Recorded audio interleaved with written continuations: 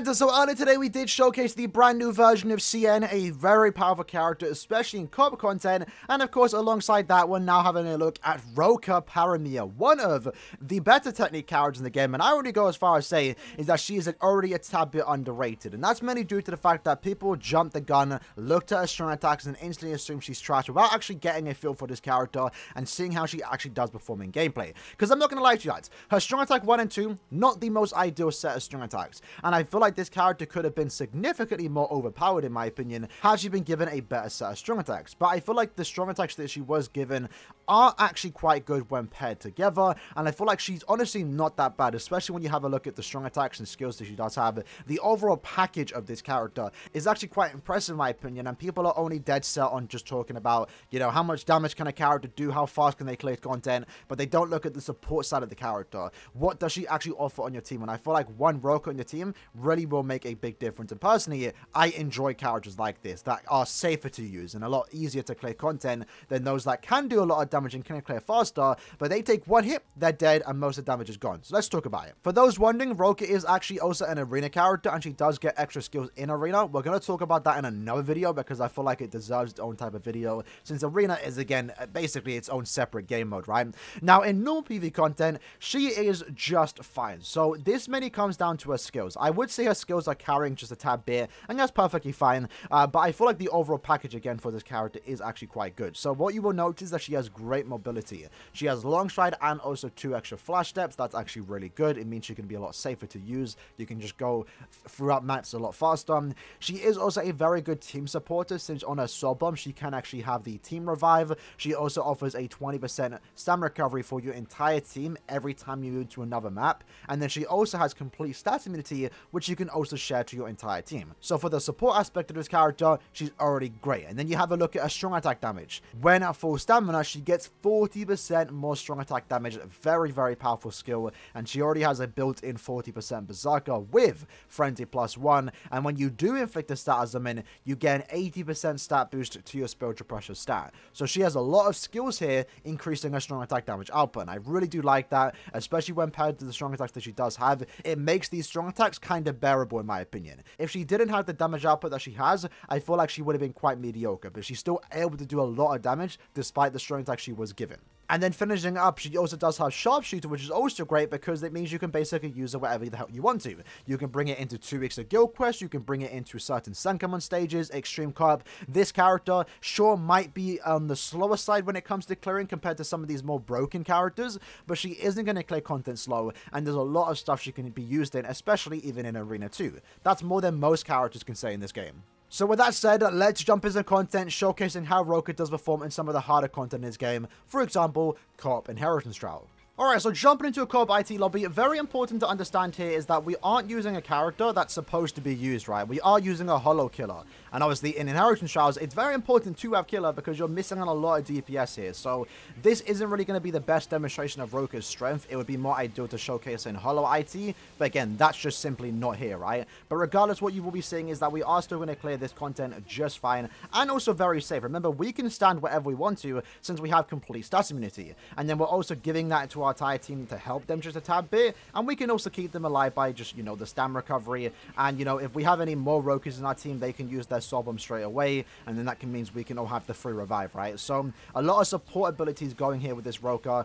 You'll also notice too is that the strong attacks just work really well together. It's kind of similar to 5th anniversary Byakuya. The crawling vortex or the tracking vortex into this SA1 is actually quite a good combo. Now, of course, we are missing the initial 960 hit. That would have been more ideal had she had that, but I don't think it's that bad regardless, right? We are easily able to stay at full stamina to keep our max damage output, and that I think is actually really, really good. And it means we can actually do a lot of damage here, especially, again, if we had killer. What you'll notice there is that one SA3 from a 1 out of 5 Roka was almost able to just completely one-shot the enemies without even inflicting stat ailments. Had we had killer, again, we probably would have killed them. So what we want to do is normally you want to, you know, combo the SA1 into the SA2, and whenever you have the spiritual pressure boost, that's when you want to use your SA3, because your SA3 is going to be one of your main damage dealers, since it is, you know, it's a good strong attack. It has media collision. It does a lot of damage, especially when you get the SP boost. So I would personally recommend, you know, don't use that SA3 unless you have the SP boost, and then you'll use it, because if you use it beforehand, you're kind of just wasting a bit of DPS. So personally, I would have used an SA3 there, but I'm going to wait to get the SP boost. So hopefully we can actually get that there. There we go. Going to combo it into the next wave, and we went straight into the bosses. Hopefully one of them can use a soul bomb. Philippe can do it. That'd be really good. Be really good. Come on, lads. It's fine, though. We're just going to weaken them. No, it's fine. Well, there you go. There, he decided to use it then. All right. No worries, though. Now, we are a man down, but it's not that big of a deal, right? So we're just going to go in, use our SA2. Again, notice that we haven't been hit once yet. Oh, I say that and then I get hit. I thought my SA3 was ready. I was spam my SA3, and unfortunately, I just stood there and took a hit. I jinxed myself. I shouldn't have said anything. But we'll do a bit of damage here. We're going to weaken them just a tad bit. I want to wait for a bit more DPS from us so I can nuke into the final boss. I think now's a good time to do so. There we go. SA3, finish up. Again, remember, no killer. Very big important factor here, because if we had killer, it would be a lot faster run, right? Normally, in situations like this, I don't want to bring characters that don't have killer, but even in this case, we still were able to clear relatively fine, actually. Looking at the clear time we did get, 2 minutes and 45 seconds, definitely on the slower side, but remember, we're using 2 characters without killer. The showcase we did with Scene early today, with a full lobby of just CNs where they have killer, and they're almost designed to be used in Inheritance Shrouds, we were getting like a 2-minute clear time. In this case, we cleared 45 seconds slower, but we had 2 Rokers in our team, and we also had someone that was basically AFK. So clear time is not an issue with Roker, in my opinion. Alright, so jumping into another IT quest. This time we have 3 Grimjars, which I don't have auto turned on. I'm not trying to be mean, but I never said I was carrying, right? I'm not even asking for Grimjars. But luckily enough, they did join, so we are getting those extra bit of pots, right? Now, in this case, again, we're going to be able to keep them a bit safe, since we obviously can stand in the status and pools. That's what you kind of want to do with Roker. And this is just a great quality of life that I love about characters like this, right? It's the same reason why I think Azashura is a great character, in my opinion, and in some ways one of the best speed characters in the entire game, right? Better than Noelle even. Because yes, Noelle and Azashura are almost the exact same character. They both almost do the exact same thing. Noelle is technically better offensively, but you know, it's just something about being able to stand wherever you want to, not having to worry about any status augments. Being able to clear a lot safer is something that I really like about characters like this. We might not be the fastest, we might not be doing the most damage, and characters like Arpic Ichigo might be able to clear a tad bit faster, but in terms of survivability, we definitely are unmatched with this Roker. So I'm going to use my SA3 there. Again, good amount of damage, especially with the Grimjars that we have here. SA1, again, able to do a lot of damage even when we have the SP boost. We're going to use our SA2 there to group a bunch of enemies. They use their Soul Bomb, lovely, and then we can use our SA3 and basically just finish up the enemies there. Again, damage output isn't too bad, honestly. You know, if you remember my reaction to when I first saw this Roker, I was a tad bit disappointed. And in a way, I'm fine with it. I've just learned to cope with it because I did want this character to be better. But I'm honestly fine with the outcome that we did get. And remember, one thing I do like about this character is the visuals too. They are staying true to the character. Roker isn't supposed to be this, you know, super high DPS character. She is somewhat... She's not weak. In the story, she can have like untapped potential because of her abilities, and it allows to copy the abilities of people that she has data of, and that's why in her Soul Bomb she can use Mugetsu.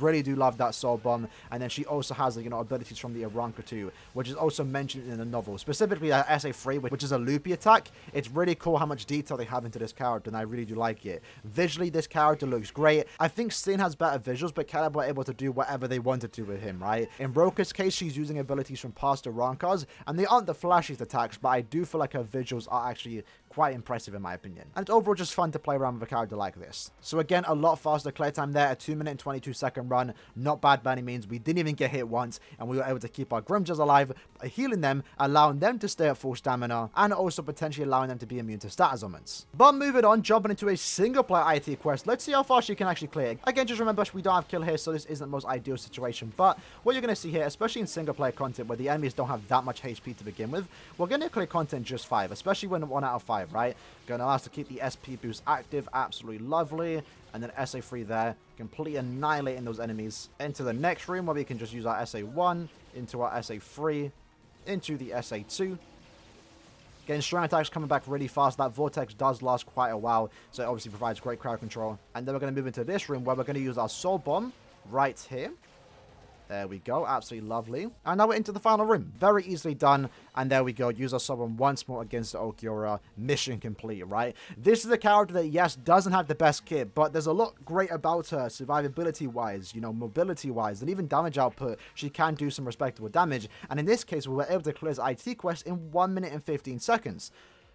So yes, she has a bad SA1 and technically a bad SA2, but it's not stopping her from clearing content, right? She's able to clear IT relatively fast. If I was to use a 1 out of 5 Arpic Ichigo, he would also get a very similar clear time, despite him having, yes, a better SA1 and 2. So for those that are maybe a bit disappointed that she doesn't have the best strong attacks, you know, it's perfectly fine. The way the game's designed, it doesn't stop her from being a pretty good character.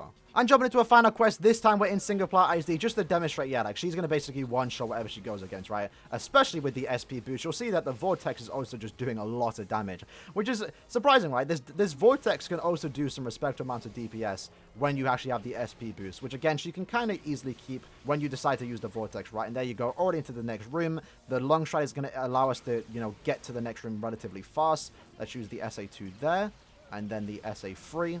Not really sure what the maps are like in this one because it's been a while since I played single player IZ. So we probably could clear a tad bit faster, but it's fine. Let's use that SA3 there.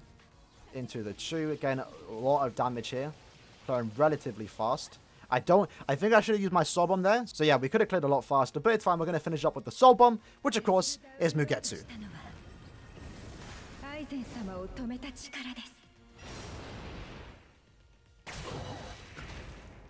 And I really do like that they also did bring back the fact that, you know, when she does use Mugetsu, the sound just goes really quiet. Really cool fan service in my opinion. So with that said, lads, that was basically the quick overview showcase on the brand new version of Roka. I, again, think she's a pretty good character. Now, she isn't a character that you must have. Like, you can live without this character. She isn't anything super, super OP. If you don't care about Roka or who the character actually is, and you don't really like the gameplay style of her, then you don't need to pull for her. You don't need to use her, right? But in my opinion, I like to look at, you know, characters, even bad ones, like Don Kanoji a year ago. I tried to highlight where he can be used and where he's good in, and I go hate for that. In this case, I'm doing the same thing with Roka. Yes, she doesn't have the best strong attack 1 and 2, but it doesn't mean she can't be used, and it doesn't mean she isn't going to clear content. She is a character that technically has more usability than most technical characters in this entire game. She's going to be great in guild quests. She's going to be good in IT, again, as a support character, even as a lead. If you get more dupes of her, that's going to help her clear a lot faster. And just overall, she has a very safe and enjoyable gameplay. I like Roka as a character, and having her in-game is obviously really nice fan service. The visuals of this character is really nice, and it's just really nice to see her actually use attacks that she used in the novel. So overall, I'm a big fan of this Roka. Could she have been better? Yeah, but she's fine the way she is. Already, without a doubt, one of the better technique characters in the entire game. So with that said, hope you guys did enjoy the video, and I'll see you lads next time. Peace.